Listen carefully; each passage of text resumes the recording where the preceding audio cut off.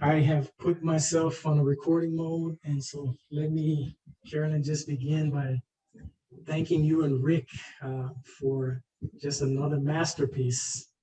You really take everybody on a journey. Every time I go on a different journey to a different place, and it really uplifts me and uplifts my spirit, and I'm sure it does the same for everybody else. And so I want to welcome everybody. If it's your first time or if you're joining us again, I just want to say that I'm not an expert on this subject. I'm going to be sharing my experience. So anyway, what I hope to do in the next 25 or 30 minutes is just to share enough information so that you guys can have ideas and thoughts that you want to contribute. I want to contextualize the subject a little bit.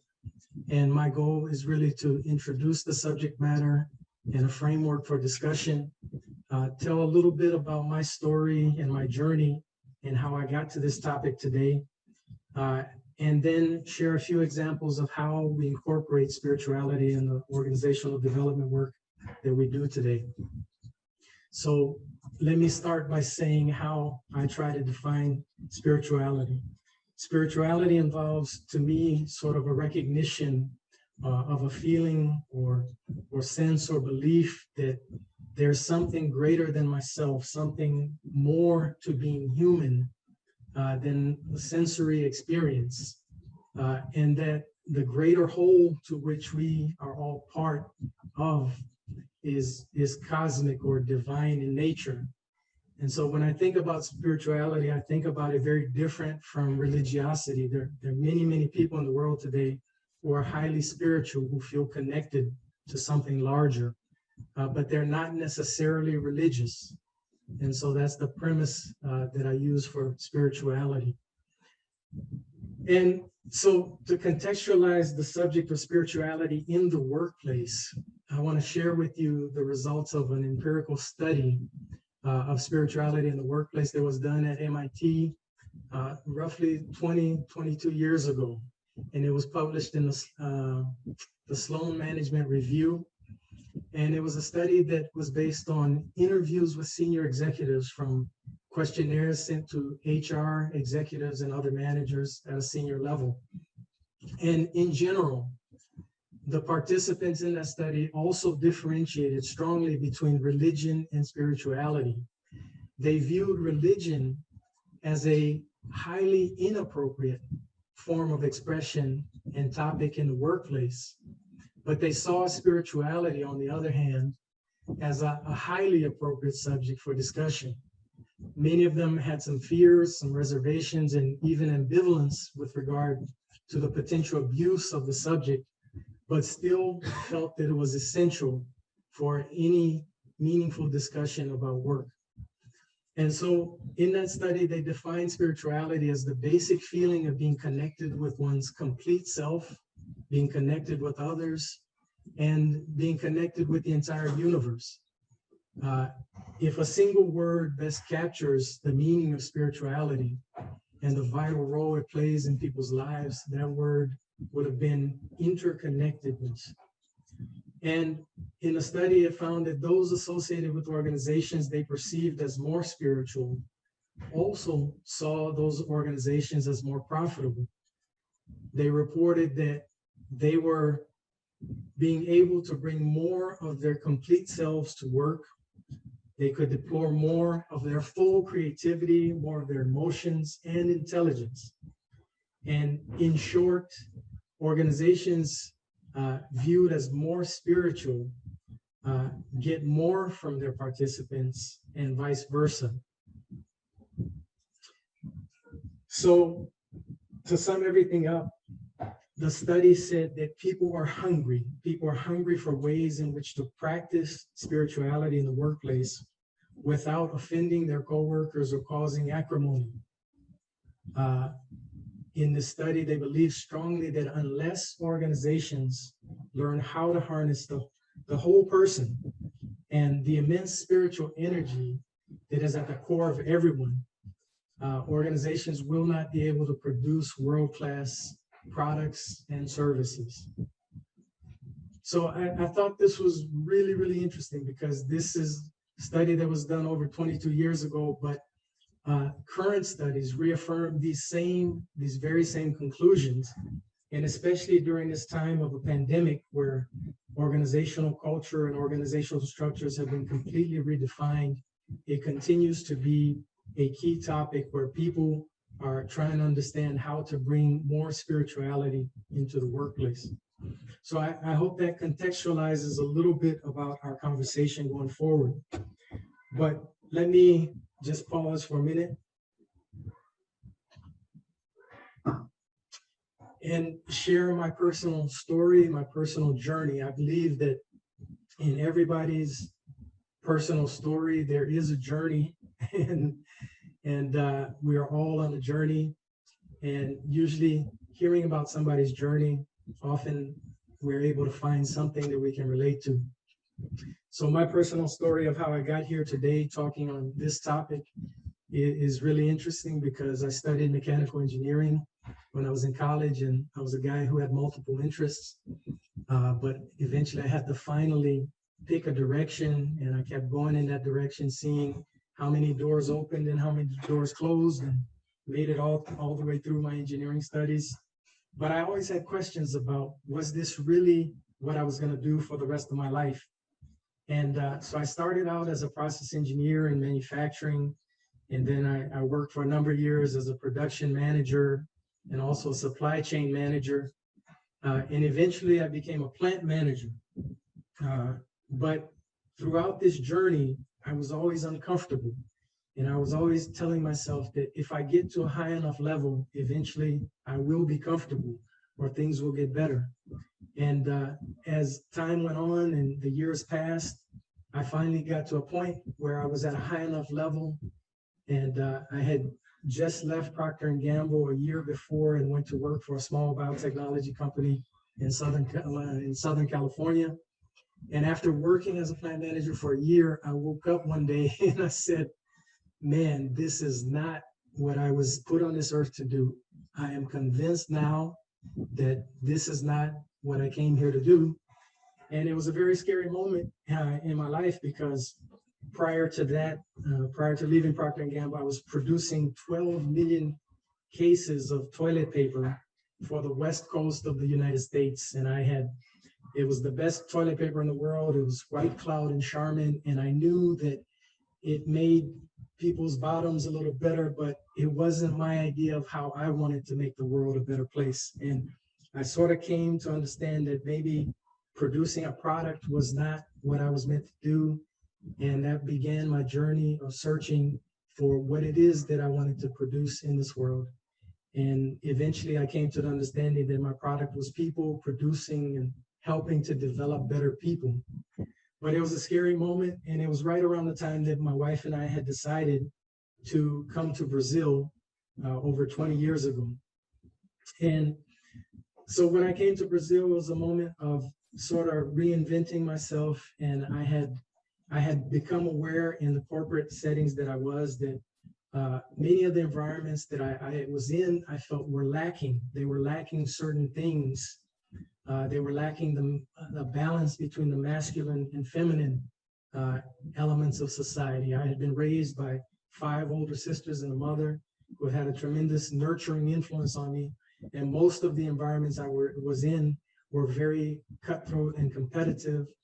I felt that many of the environments I was in paid a lot of lip service to the concept of diversity from a standpoint of we tolerate diversity, but we don't know anything about really truly respecting and appreciating diversity and wanting to learn from that diversity.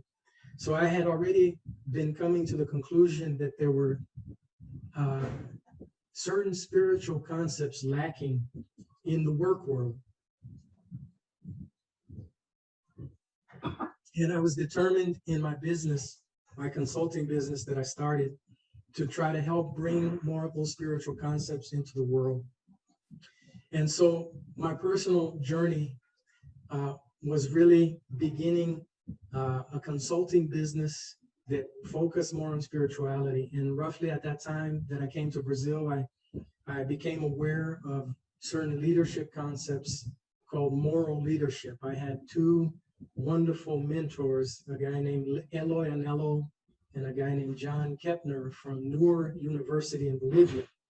And they had pioneered a leadership training concept called moral leadership that they had worked with various NGOs in various parts of the world and had had tremendous success transforming organizations and communities. And my consulting business at the time got a chance to help an NGO in the United States called Health for Humanity. Health for Humanity had done a lot of work internationally, helping to ameliorate blindness prevention, work on blindness prevention in various parts of the world. And they had had a 15-year project in Mongolia, where they had done a lot of technical training throughout the years to help improve the country's overall results in terms of blindness prevention. And so they had trained many, many doctors over a sustained period of time. But then they found that in spite of all those efforts and all that training, they were not successful in helping the country significantly improve. And they realized that the leadership concepts, the leadership training that they had done, the technical training in and of itself was not sufficient. And they contracted my company in conjunction with Noor University for us to go to Mongolia and do leadership training and development based on the moral leadership framework for a series of doctors, ophthalmologists. And they found after that training, which focused on service to the common good and leadership focused on personal and social transformation and helping to create a systemic vision and connection to other people and a sense of responsibility to the broader whole, to the larger society, they found that significantly better results were achieved in a very, very short amount of time after that. The doctors who had been trained previously, instead of just focusing on their individual wealth and their own prosperity, they really felt this connection to the larger social good and to the common good. And so that was a very reaffirming experience on my journey. And it showed me the applicability of these leadership concepts, moral leadership and spirituality in the business world. And that propelled me forward to continue to develop the programs that we had developed and bring them to the market. And so that was the essence of what got me connected back to spirituality. And right around that time, my kids were becoming college age. And because of the consulting ups and downs and the life of a consultant, many times you're sort of in a fat cow stage for a while, and then you go through a lean cow stage. And at one point in time, the economy was bad, so I decided to go back to work for the corporate system. And I went to work for Ford here in South America. And shortly after getting into the organization, because of my experience working human resource issues and developing other organizations, it became very, very clear in the product development organization that I was working that there were all of these different silos. There were about 16 different departments that operated sort of without really knowing the internal customer supplier relationships, and kind of operated as silos, independent islands, protecting themselves from one another. And so that experience quickly showed me again that there was a lot of spirituality missing in the environment. And so I piloted some training programs within the organization that really helped people understand the entire value chain, the supply chain, the added value that each organization brought to the whole, and the fact that people needed to have the systemic focus to create synergy and to create real teamwork and real cooperation. And lo and behold, that was my experience within a major corporation.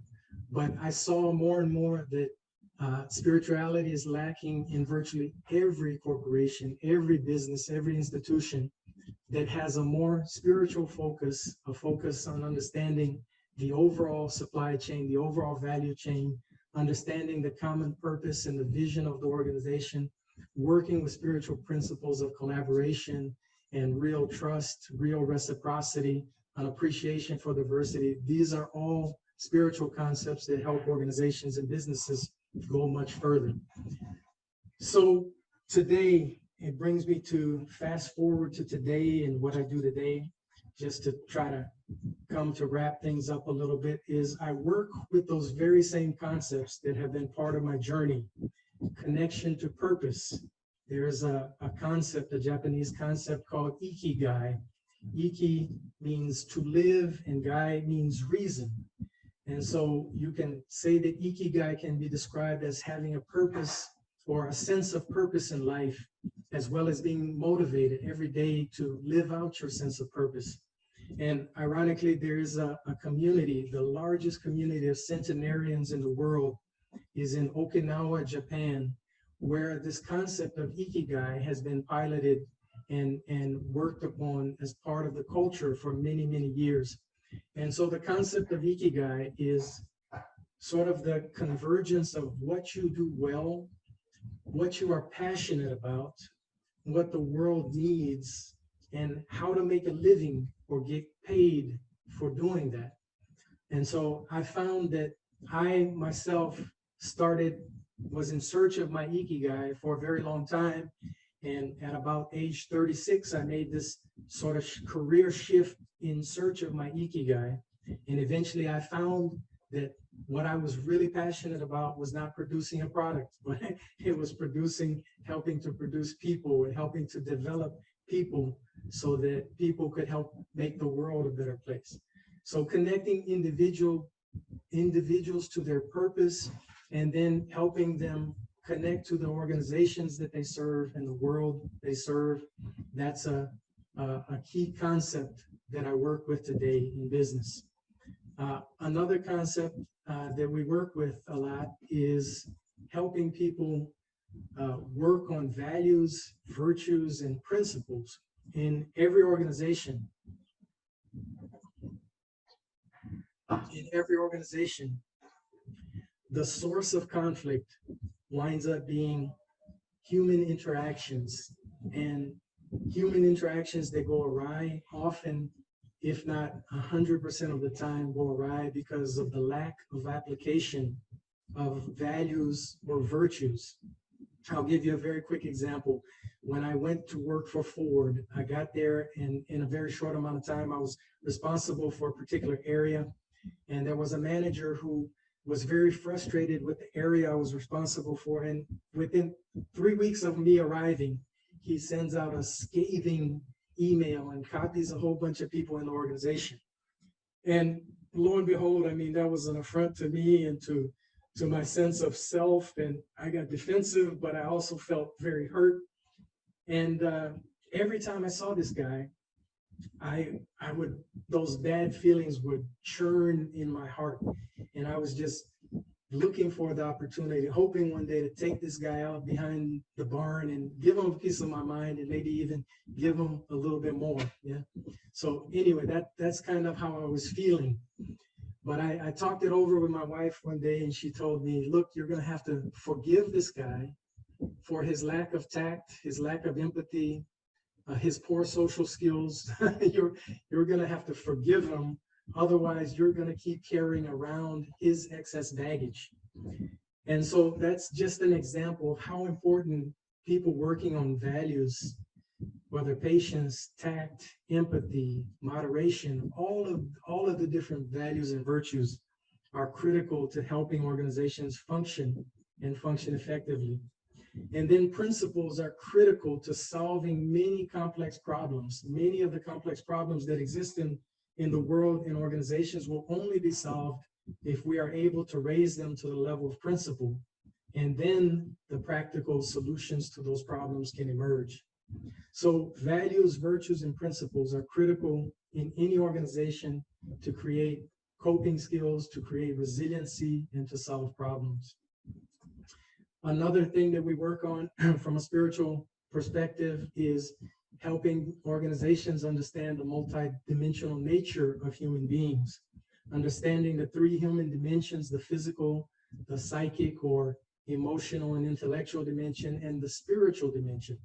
Modern psychology affirms that every human being has these 3 dimensions, and that in each one of these dimensions, we have specific needs that are very separate from wants. needs must be satisfied for people to maintain balance, for people to be whole, to be happy, and to achieve a certain plenitude in their life. And so we work a lot with helping people understand this multidimensional nature that people have, and how to deal with the whole person and not just the technical person that is within the organization. And then another concept that we work with a lot is service-oriented leadership.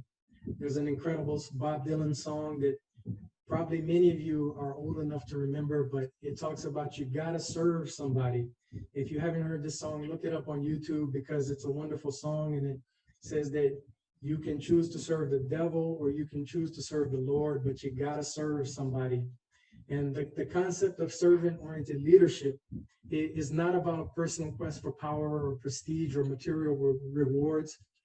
It's really a leadership concept that begins with a true motivation to serve others, and that the leader of any organization or anybody who wants to be a leader has to be the greatest possible servant. And so servant leadership is all about helping to build a foundation of shared or common goals. It's about listening deeply to understand the needs and concerns of others, and working always on a creative consensus, and not win-lose situations, but always win-win situations for people and the organization. And servant leadership has got to focus on sharing information, building a common vision, self-management, high levels of interdependence, learning from mistakes, encouraging creative input from every team member, and more than anything, questioning present assumptions and mental models. So that's another thing that we work on a lot from a spiritual standpoint. And systemic thinking and learning organizations is probably the last item that I'll focus on.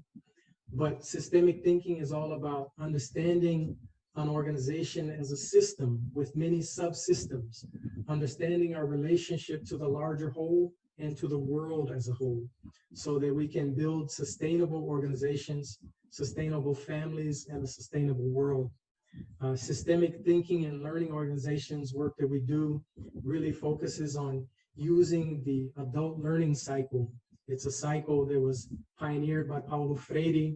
It talks about taking the experience that people have, reflecting upon that experience, conceptualizing, figuring out how we can improve based on that reflection, and then finding practical applications to create a loop of continuous learning and improvement. And so those are some of the things that we work on in systemic thinking and learning organizations. Another thing is developing the skills for effective consultation. In the Baha'i writings, Baha'u'llah talks a lot about, he says that the maturity of the gift of understanding is made manifest through consultation, and that human beings should use consultation in all things. And so we work a lot with organizations, teaching people how to effectively consult and learn how to foster and appreciate diversity versus merely tolerate diversity. And so let me just bring my comments to a close so that we can open the floor for any dialogue that we may want to have. But a couple books that I've read in the last few years that really had an impact on me. One is called The Power of Now by Eckhart Tolle. And a couple things that he talks about in the book is that many people go through life in an almost permanent state of dissatisfaction. And I believe that many times it's because of not having that understanding of the multidimensional nature or the spiritual nature that we have. And so people focus a great part and attention in their life to other things, but often neglect the spiritual side of their nature. He also said in that book that life will give you whatever experience is the most helpful for the evolution of your consciousness. Life will give you whatever experience is the most useful for the evolution of your consciousness. And a third point that he makes in the book is be true to life by being true to your inner purpose. As you become present and thereby total in what you do, your actions become charged with spiritual power. As you become present and thereby total in what you do, your actions become charged with spiritual power. And finally, a second book that had a profound impact on me is a book by Michael Singer called The Untethered Soul at Work. And in that book, Michael Singer talks about the incredible concept of every moment that we exist is an opportunity for us to give our best self to that moment and to serve that moment.